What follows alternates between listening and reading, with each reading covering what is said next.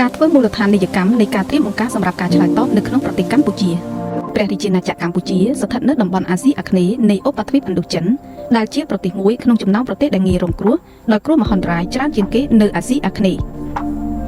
ក្រោយពីវិបត្តិទាំងនេះដើម្បីបង្កើនការសម្របសម្រួលទៅលើកិច្ចខិតខំប្រឹងប្រែងឆ្លើយតបសង្គ្រោះនៅថ្នាក់មូលដ្ឋាននិងថ្នាក់ជាតិក្នុងប្រទេសកម្ពុជាសហគមន៍អន្តរជាតិបានបង្កើតវេទិកាឆ្លើយតបមនុស្សធម៌ក្នុងឆ្នាំ2011វេទិកាមនុស្សធម៌កម្ពុជាក្នុងឆ្នាំ2012និងភាពជាដៃគូត្រៀមបង្ការកម្ពុជា PPC ក្នុងឆ្នាំ2017ផ្ដើមចេញពីគំរូរបស់វេទិកាមនុស្សធម៌កម្ពុជា CHF ទៅភាពជាដៃគូត្រៀមបង្ការអាស៊ី APP ដែលជាវេទិកាតំបន់មានភាគីពាក់ព័ន្ធច្រើនត្រូវបានបង្កើតឡើងដើម្បីធ្វើឲ្យការសម្របសម្រួលអន្តរស្ថាប័ននិងការសន្ទនារវាងរដ្ឋាភិបាលអង្គការមនុស្សធម៌មូលដ្ឋាននិងវិស័យឯកជនបានកាន់តែល្អប្រសើរឡើងក្នុងការបង្កើនសមត្ថភាពតាមរយៈកិច្ចសហការក្នុងភាពជាដៃគូធនធានចំណេះដឹងការបណ្ដុះបណ្ដាលនិងឱកាសបង្កើតបណ្ដាញនៅក្នុងប្រទេសទាំង8ដែលជាសមាជិករបស់ APP ADPC តែងតែយកចិត្តទុកដាក់ជួយដល់លើការត្រៀមបង្ការទៅនឹងគ្រោះមហន្តរាយមិនថាតែនៅក្នុងប្រទេសកម្ពុជាទេគឺនៅក្នុងតំបន់ទាំងមូលតែម្ដងបទពិសោធន៍របស់ ADPC គឺជួយធ្វើយ៉ាងណាឲ្យស្ថាប័នឬអង្គការនៅក្នុងស្រុករួមទាំងរដ្ឋាភិបាលផងឲ្យមានសមត្ថភាពនិងលទ្ធភាពអាចជួយដោះស្រាយការងារដែលទាក់ទងនឹងគ្រោះមហន្តរាយបានដោយខ្លួនឯងជាពិសេសពង្រឹងទៅលើការជុំផ្ដោតទៅលើការពង្រឹងសមត្ថភាពនឹងតែម្ដងគម្រោង PPC នេះគឺមានសារៈសំខាន់គឺថាទី1បានផ្ដល់ឱកាសដល់អង្គការសង្គមស៊ីវិលក្នុងស្រុកផ្ដល់ឱកាសដល់ផ្នែកវិស័យឯកជនបានអង្គុយជជែកធ្វើការជាមួយនឹងខាងមន្ត្រីរដ្ឋាភិបាលដែលអញ្ជើញមកពី NCDF សារៈសំខាន់មួយទៀតគឺយើងបានធ្វើការរួមគ្នាពិភាក្សាអ្វីដែលយើងនឹងធ្វើបន្តទៀតនោះគឺយើងនឹងជួបពិភាក្សានៅថ្នាក់ជាតិដែលមានដៃគូទាំង3ខាងរដ្ឋាភិបាលខាងវិស័យឯកជននិងខាងបណ្ដុំអង្គការសង្គមស៊ីវិលហើយយើងនឹងប្រមូលព័ត៌មាននឹងទៅ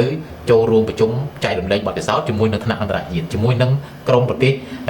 APP country ទាំង8នឹងទៀតហើយយើងនឹងទទួលបានអ្វីដែលដែលថ្មីដែលប្លែកដែលនៅក្នុងប្រទេសយើងអត់ទាន់មានហើយយើងនឹងចែករំលែកអ្វីដែលជា best practice ទៅពួកគាត់ដែរ25នេះខ្ញុំសង្ឃឹមថាប្រហែលជា donor ផ្ដល់ទំនុកចិត្តរឿងអង្គការបដិទៀតប៉ុន្តែផុតពីនឹងទៅតើយើងបានលុយអីដើម្បីយកមកត្រៀមអង្គការងារគ្រោះមហន្តរាយព្រោះគ្រោះមហន្តរាយអត់មានចប់ទេវានឹងបង្កើតឡើងរហូតអញ្ចឹងបន្ទាប់ពីជំនួយអស់យើងត្រូវតែរកវិធីសាស្ត្រធ្វើម៉េចដើម្បីរកលុយហ្នឹងមកអនុវត្តដោយខ្លួនឯងហ្នឹងឲ្យបានអញ្ចឹងត្រូវតែរៀបចំផែនការពីឥឡូវហើយផែនការនេះត្រូវតែចូលរួមសហការពីភាគីទាំង3ហ្នឹងគណៈកម្មាធិការជាតិគ្រប់គ្រងគ្រោះមហន្តរាយបានយកចិត្តទុកដាក់ក្នុងការរៀបចំនៅកិច្ចប្រជុំសម្របសម្រួលជាប្រចាំជាមួយនឹងអង្គការដៃគូទាំងអស់ដែលអនុវត្តសកម្មភាពការកាត់បន្ថយហានិភ័យគ្រោះមហន្តរាយនៅក្នុងប្រជាជាតិកម្ពុជារួមជាមួយនឹងវិស័យឯកជនសួរខ្ញុំឈ្មោះផងសុធីជាម្ចាស់សិប្បកម្មប្រហិតហេងវត្តហាសុខឹមនៅខេត្តសៀមរាបកាលពីដើមឡើយខ្ញុំមិនដែលបានដឹងថាការចូលសិក្សាអំពីគម្រោង PCC មានអត្ថប្រយោជន៍ប៉ុណ្ណាទេបន្ទាប់ពីខ្ញុំបានចូលនៅ FASMIC អ្វីដែលខ្ញុំទទួលបានខ្ញុំបានមានចំណេះដឹងគឺការបង្ការនៃភាពគ្រោះមហន្តរាយដែលបង្កឡើងសម្រាប់ម្ចាស់អាជីវកម្មមួយនឹងគម្រោង PPC ធ្វើឲ្យយើងមានសមត្ថភាពទីមួយគឺអាចគ្រប់គ្រងរៀបចំផែនការហិរញ្ញវត្ថុ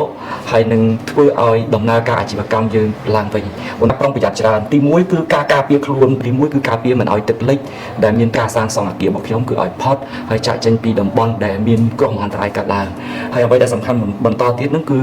ការស្ដាប់ព័ត៌មានគ្រោះមហន្តរាយដែលបានកើតឡើងដែលជាព័ត៌មានបឋមសម្រាប់ឲ្យបងប្អូនយើងអាចចាក់ចេញផុតពីតំបន់គ្រោះថ្នាក់សំណូមពរឲ្យគម្រោង PCC បន្តទៀតនោះគឺថាវាមានអត្ថប្រយោជន៍ខ្លាំងមែនទែនសម្រាប់ប្រជាជនកម្ពុជាយើង